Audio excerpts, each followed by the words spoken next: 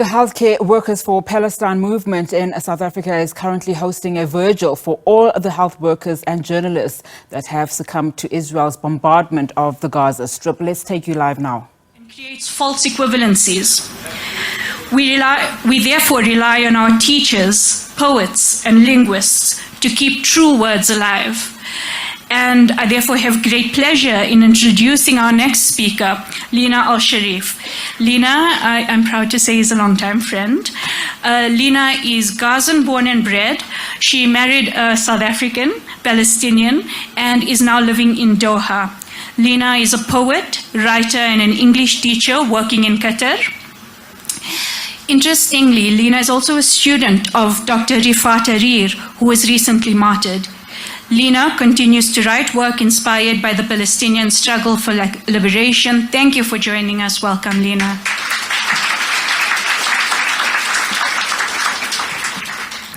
Thank you, Aisha, for having me. Thank you, everyone, for being here. This is something that I've never done before in my life, but I dedicate this to Dr. Rifat Al-Harir.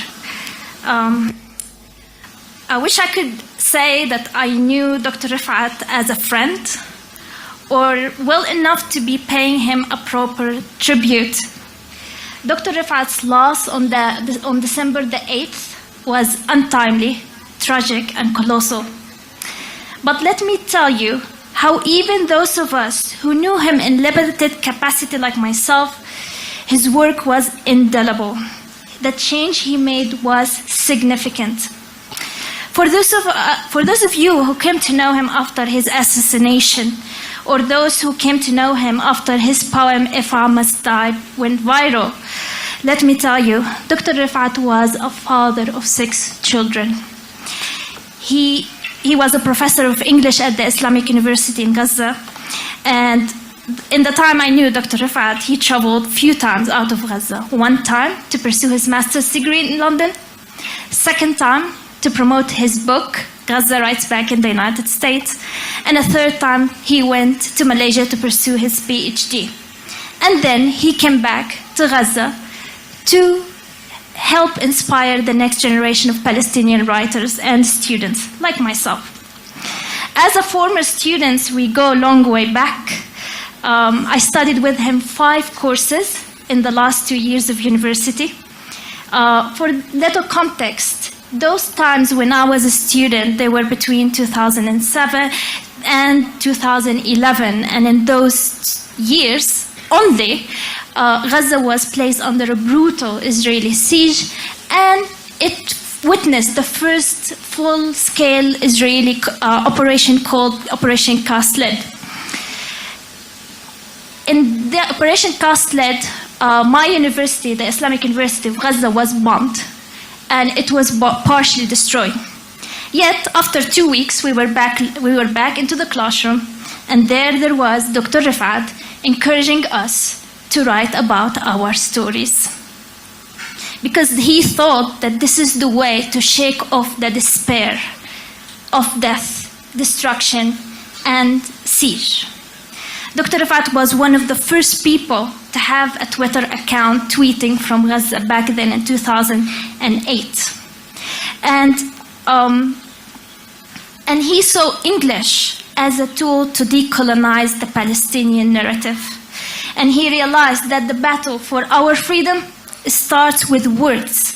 It starts with false narratives and prejudice. And it was our duty as Palestinian youth, as writers, as poets, as journalists, as teachers, to counter the systematic attempts to silence us, vilify us, and sideline us. He saw that his work was part of his own duty to his own people, as a part of the road to achieve the long-inspired freedom. His courage to tell the truth was inspired by the greats like Malcolm X. He was never to call things in a more beautified way or to water down the truth, so we get the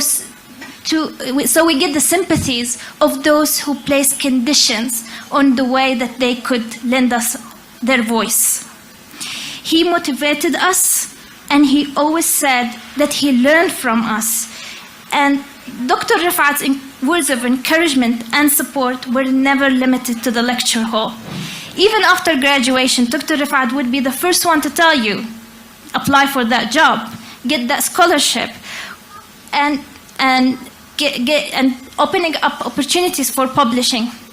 He was the editor of 2 anthologies, Gaza Writes Back, Gaza Unsilenced, and both were published after 2 brutal Israeli aggressions, one in 2008 and the other in 2014.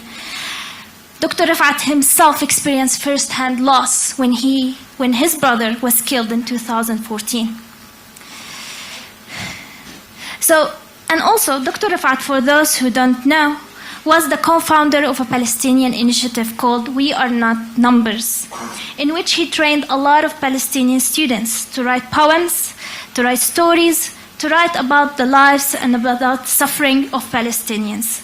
Ironically, the title of the initiative comes to fight back against what the mainstream media is doing to us, to portray us as collateral damage or life as not worth saving. But Dr. Rifat insisted through his initiative that we are not numbers, that behind every Palestinian child, woman, or man killed, there was hope, aspirations, dreams that were killed and cut short unlawfully. So when I say we owe Dr. Rifat a priceless debt, it's not an exaggeration. I owe him so much. Whenever there was an anthology about poetry or stories, he would be messaging me, telling me, please submit. Please share your poems. So no wonder when I visited Gaza this summer, after 12 years of absence, I made sure I met him to catch up, to thank him, and somehow to tell him, look at me, you should be proud of the person that I became. And that's because everything that I do as a poet, as a teacher, is guided by his courage, by his talent, and by his example. And let me give you a little bit of context as well. When I was a student at the Islamic University of Gaza, I was very cynical. I didn't like English. I didn't like what I was doing. But I insisted. But when I studied with Dr. Rifat, who was a very tough teacher, by the way, and he would tell us a deadline is a deadline, no compromise. But when I studied with him Shakespeare and John Donne, it was the best days of my life in terms of academic effort. And you may wonder why. His classes were thought-provoking, they were challenging, and they told us to look at these characters from our lens as oppressed people, to look at this fictional character as an extension for our shared humanity. Dr. Rifat was truly the son of Palestine, of Gaza, of his neighborhood Shaja'iyya. Despite the evacuation orders, he chose to stay because he believed that no one and nowhere were safe. He spoke against the injustices faced by my own people till the very end. He wasn't afraid to call out the hypocrisy of the mainstream media. He wasn't afraid to be vulnerable. In his last interviews, he tearfully told us about the pain of starvation. He told us about the pain of thirst and the pain to go out every day in search of life essentials. He told us that he was an academic, and the most that he could do was to throw a marker to defend himself. Yet till the very end, he was adamant that we should expose the brutality of this genocide. The main reason I'm here today is as he asked us in his poem to tell his tale, to tell his story. Despite the immense grief and the ongoing genocide, the most that we could do to our people as our duty to our people and to fulfill a promise is to tell our stories, Dr. Rifat's stories, and the thousands of other Palestinians. These stories hold mirror to our ailing world. These stories show that the humanity have learned very little from past tragedies, let it be the Holocaust or let it be apartheid. Dr. Rifat would have been very proud of this gathering, here held many miles away from Palestine.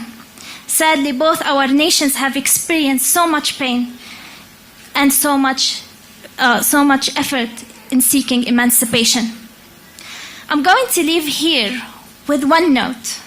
There are so many times when I am on Twitter, and part of me believes that Dr. Rifat will still post one of his dark humor posts, or he will debunk another Israeli ally, or he will post one more poem. But then it hits again that he is no longer with us. And part of this tragedy is that we lost him when we needed him the most. So what do we do next? How do we keep his legacy alive? I will tell you what he told many of us before his martyrdom. Keep telling the story. Keep exposing Israeli lies and keep siding with the oppressed. Lend them your voice. And finally, here in South Africa, we've learned so much from your struggle, inspired so much from your struggle for justice. The BDS movement in Palestine is inspired by the South African one. We commend the South African government for the steps it took to make sure that Israel is held accountable in some way. So yeah, let's keep his memory alive by keep telling the story, keep telling his story, which is the story of thousands of Palestinians who are now, as we speak, in Gaza, in West Bank, and across Palestine, facing the most brutal occupation with unlimited support of its allies. Finally, God says that those who are killed for his sake are shuhada, they're martyrs.